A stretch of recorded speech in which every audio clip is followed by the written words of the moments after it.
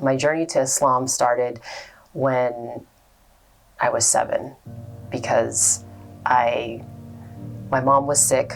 She was really, really sick, and I thought I was going to lose her at that time. You know, she came home and she couldn't even stand up. And I remember my dad was there and her friend, and they had to take her to the hospital. So that was the start of me thinking about death. And, you know, it was just during that time I was surrounded by death. You know, my animals were dying, and so I kept thinking about, through the years, what happens, you know, when we die. And I was raised as a Catholic, but I still was questioning a lot of things. You know, those things would run through my mind from time to time. And then as I got older, and when I hit 13, I still was questioning things like, what happens? Like, where do we go? I felt like there was a void. And I was like, for me, it was like searching for the truth. First it was with the truth, and then with finding something pure.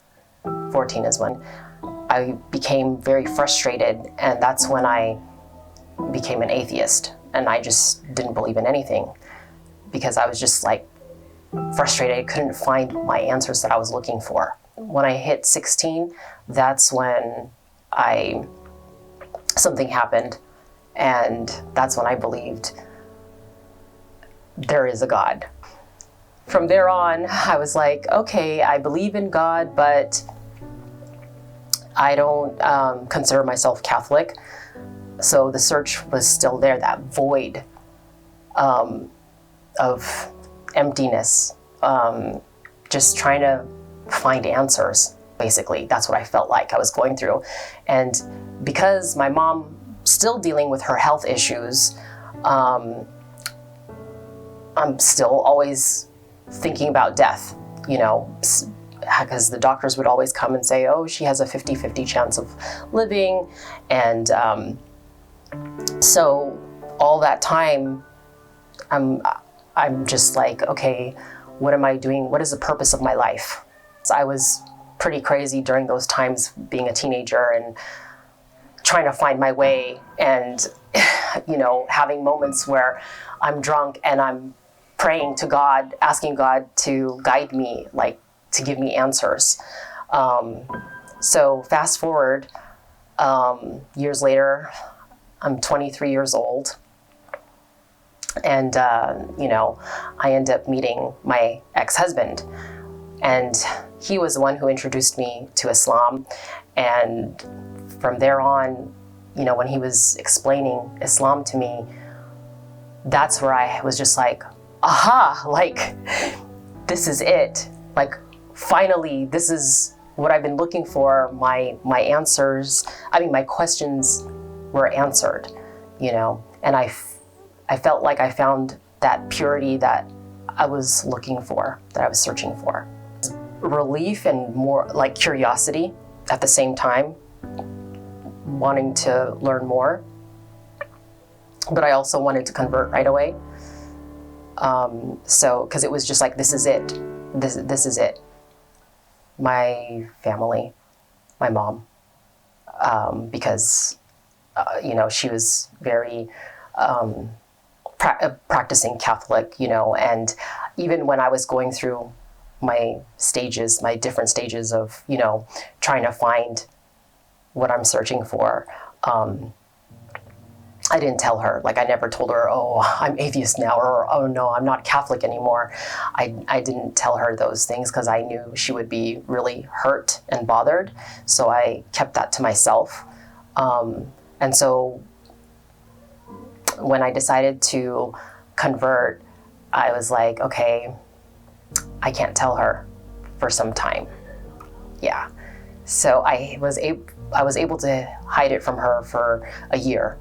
I moved to New York City. I took my Shahada there. That was 1999, and it was during Ramadan. So, took my Shahada and got married. And And so there was a lot of change. But from there on, 23 years ago, that was the start of my journey of purification. The easiest was just taking my shahada, the testimony of faith. So in order to convert, you just, say your shahada, which is a testimony of faith. And, that was just a simple, ceremony. But afterwards, of course, there's a lot of challenges, because I'm changing my whole lifestyle. So not only changing my lifestyle, but, having to deal with my family, not just my mom, but, some of my, extended relatives. They all thought that I was converting because I got married, because for my ex-husband.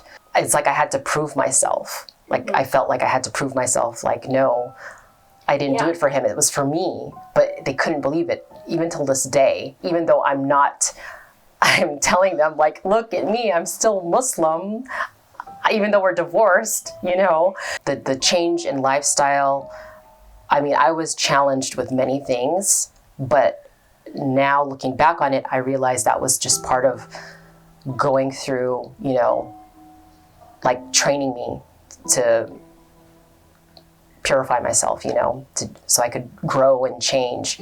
I felt like after I converted, I lost almost everything.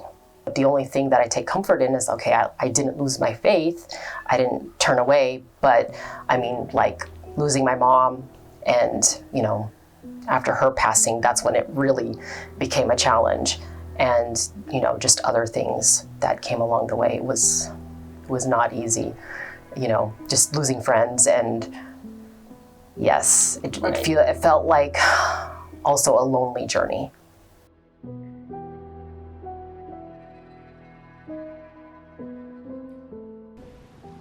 Oh, am I starting? Sure. Okay. Okay, we're testing. So, anong pangalan mo? Tel. Okay. Oh my God! It's okay, I'm gonna be the same way. Have you ever lost yourself?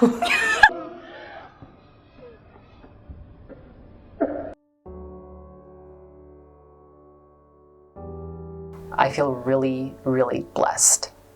Like I'm just, I can't even say happy. Too generic to say. I just feel really, really thankful. Even though I still go through hardships, it doesn't matter. Like, the only thing that matters is that I have, my faith, and that's it. I have everything that I need. Yes, there's a lot of struggles I have, but, alhamdulillah, I have my faith, and I have my daughters with me, and, I can't ask for anything more. I would like my daughters to see what it is to be merciful to people, the connection, the beauty of being connected to God, and knowing that, this is our purpose in life. It's, to be of service, but to embody that, to be merciful and show compassion to people. Ako si Ted. So, how do you say follow us on social media? Social media? How do you say follow us on social media in Tagalog? Hindi ko alam.